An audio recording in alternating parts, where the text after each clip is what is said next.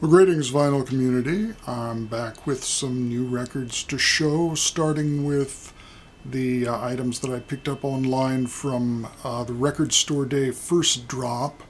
I did not participate at all in the second drop, but from the first group I showed in my previous video the Ned Loggins Seastones LP, which arrived early.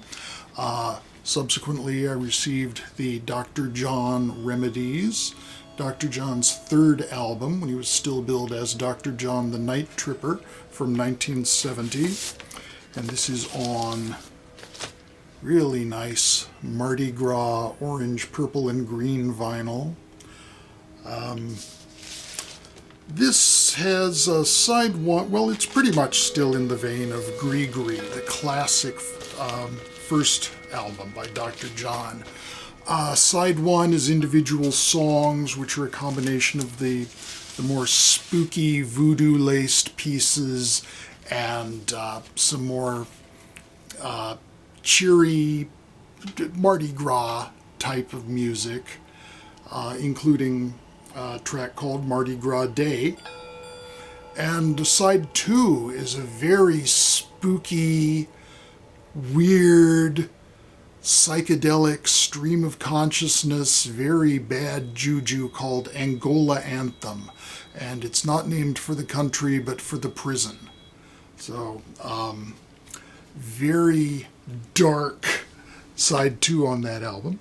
Also from the Record Store Day lot, Jethro Tull's Stormwatch 2. This is really nice. This was actually better than I was expecting. It's not just alternate versions of the takes from Stormwatch, but it has some of that. It has an early version of Dark Ages, early version of Dunringill. The subtitle of the album is A Needle on a Spiral in a Groove, which is a line from the song Something's on the Move, which is not on here. Otherwise, this is mostly material that was unreleased at the time, and has subsequently come out on various box sets, and the live version of Sweet Dream from around this period, the arrangement they were doing at that time.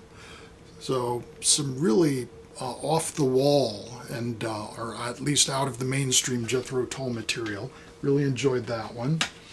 And the last from the Record Store Day lot is the live album by Lothar and the Hand People, early psychedelic electronic band using theremin and Moog synthesizer. This is pretty much the very end of their career, like days, the last concert ever, from 1969, recorded at Amherst, and it includes, as the title suggests, their cover of Machines, originally recorded by Manfred Mann. And this is another colored vinyl production on blue.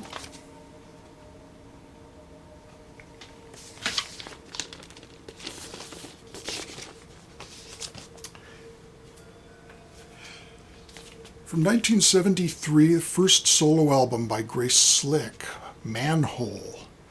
Very weird and experimental album. This is from the brief period after Jefferson Airplane had fallen apart. I don't think they ever did formally disband, but they just dissolved into nothingness. And before Jefferson Starship assembled. This features most of the people who would appear in the original Jefferson Starship lineup. But it's definitely not that sort of sound. Side one is dominated by the title track, or as it's called, theme from the movie Manhole. And this is child type art by Grace Slick, as it says. Which is a very rambling piece, featuring a full orchestra, or not a full orchestra, but a small orchestra, studio orchestra. Sort of stream of consciousness going on lyrically. Grace Slick goes into Spanish quite a bit, singing about her love for the Spanish language. Nice black textured inner sleeve. And a booklet with lyrics. The album closes with a Paul Kantner composition, Epic Number 38. So that title gives the game away. So between the huge piece on side 1 and the epic on side 2, which not only features the orchestra but even adds bagpipes to the mix, Grace finds time for a dirty piano blues called Better Lying Down, and another song that she doesn't even contribute to, but why not? They're all friends in the studio, so. From 1973, the 4th album from Tangerine Dream, Autumn or Breath. And this is an original. Got this to replace my reissue copy. So this is from Germany on the Ohr label. And it's a pretty nice copy, though I did have to clean the cover up quite a bit using appropriate cleansing materials and getting a lot of scum off and wondering, what is this and how did it get on there? Just like brown streaks. I mean, is this shit? Please don't let this be shit. Is it barf? Did somebody's cat barf on this record? It was pretty horrible, but it's clean now. That's why it was cheap, you know. Great record. Tangerine Dream, started off with organs, guitars, drums, and gradually replaced all that with the synthesizers that they were known for. And so this is a step where they're pretty much getting themselves locked into that heavily synthesizer-based direction, but still more spacey and less rhythmically sequenced than the stuff that they would later get into. And 2 solo albums, 3rd and 4th, from Steve Hackett, of course from Genesis. This is Spectral Mornings from 1979? 79. This one and the subsequent album Defector both feature his band with Pete Hicks as the lead singer. Both very excellent, very progressive, both featuring art by his then partner Kim Poor. And they both do include a couple, each one includes an old-timey number that I think not all the fans really appreciate, but I think those are really enjoyable. Sentimental Institution is the one that closes out this album. And it's a sort of 20s sound that name checks a lot of old... I take it back. It's more of a 40s sound. It name checks the likes of Glenn Miller and Louis Armstrong. This one features the Ballad of the Decomposing Man as the sort of silly number for the album. Very fine stuff, and just a little humor amid the very complex prog rock that is the main order of business there. From 1979, Flying Doesn't Help by A. Moore, possibly Amore. A. Moore is actually Anthony Moore of Slap Happy and subsequently of Henry Cow, when the band Slap Happy and Henry Cow merged. This is very intriguing pop music, but very dark. I would liken it somewhat to Lou Reed, but I'm not a fan of Lou Reed, and I'm a big fan of this. Very intriguing album, as I said.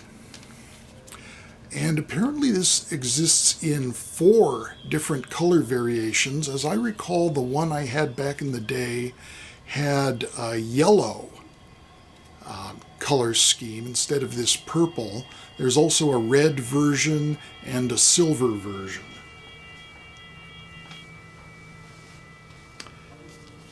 The Muffins, 185. The Muffins were a quartet from Silver Spring, Maryland. And this is very much in the vein of the Canterbury scene, progressive rock from England, and features Dave Newhouse on keyboards and woodwinds, Paul Sears on drums, Billy Swan on guitar, Tom Scott on woodwinds, and guest appearances by Fred Frith on prepared piano, guitar, violin, and anti-jazz production.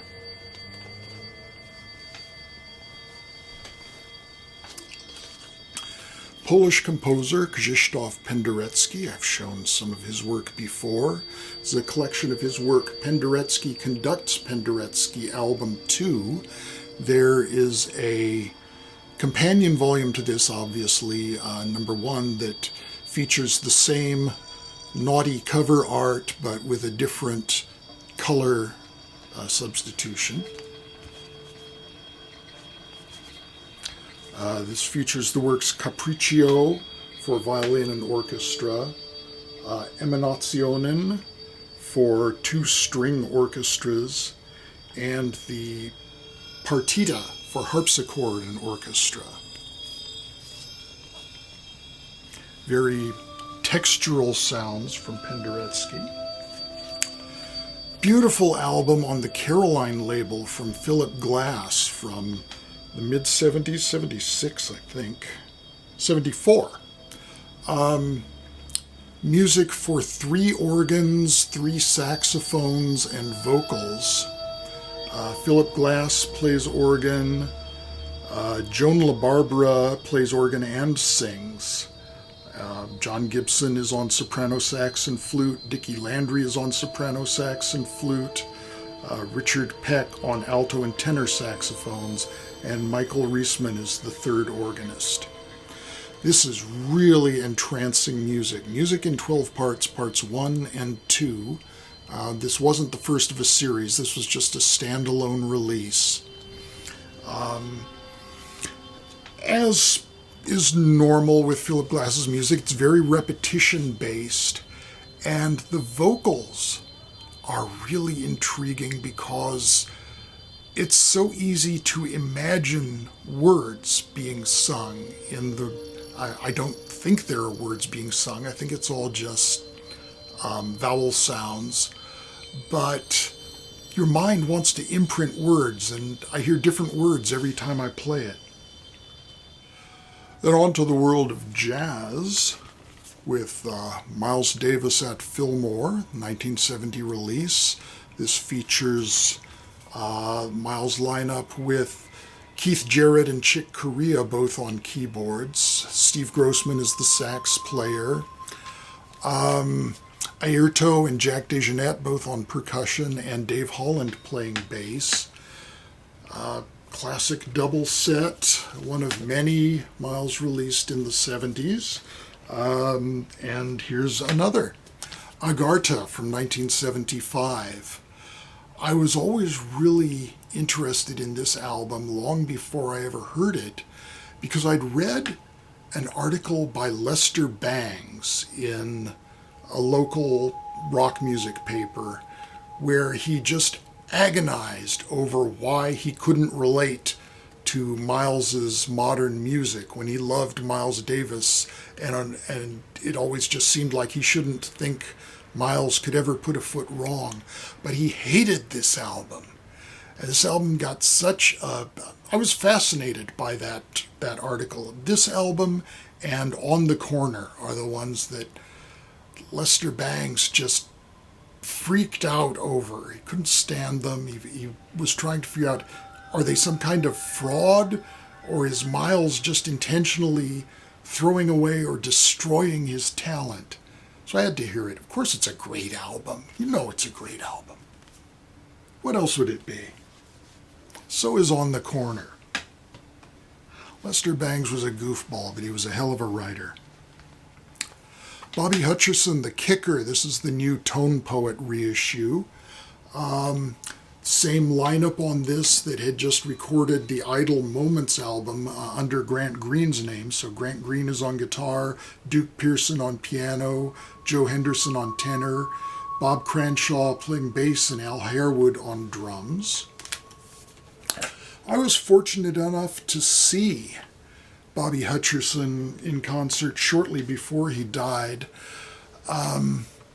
He was suffering from emphysema, and he was in very frail condition at that time. He was on stage with an oxygen tank. He could barely walk. But when he picked up his sticks, he played like a motherfucker. He was just amazing. So, very grateful to have had the opportunity to see him. 3 albums by Oregon from the 70s. Oregon in Concert. These are all by the classic original quartet of Ralph Towner on guitar and piano, Paul McCandless on woodwinds, Colin Walcott on sitar and percussion, and Glenn Moore on bass. So this is a 1975 live recording. From a couple of years later, 1978, Violin. This is a collaboration between Oregon and the Polish violinist Zbigniew Seifert. Not sure if I'm pronouncing that correctly. And finally, Moon and Mind. This is an album of duos. Now, if you have 4 people, there are 6 possible duo configurations. So this uses all 6, plus a couple of duplicates, because there are 9 tracks altogether. So everybody gets a chance to play with everybody else. It's only fair. And finally, the classic My Life in the Bush of Ghosts, David Byrne and Brian Eno. This is the original pressing with the suppressed track Quran, which, as the title suggests, features chanting or sung verses from the Quran, and an Islamic group objected to that and let the artists know, and they said, well, okay. They took it off the album for subsequent pressings, replaced it with a track called Very, Very Hungry, which was previously issued as a B-side. Fantastic album, so far ahead of its time. It's really experimental use of beats and very early incidences of sampling from various sources, mainly vocal sampling, coupled from the same source as the Quran track, which was an LP titled Music in the World of Islam. The Jezebel Spirit, great track featuring an exorcist. America is Waiting, hilarious radio person being sampled. And that's it. Thank you very much for watching. Be well. Take care. Talk with you again. Bye-bye.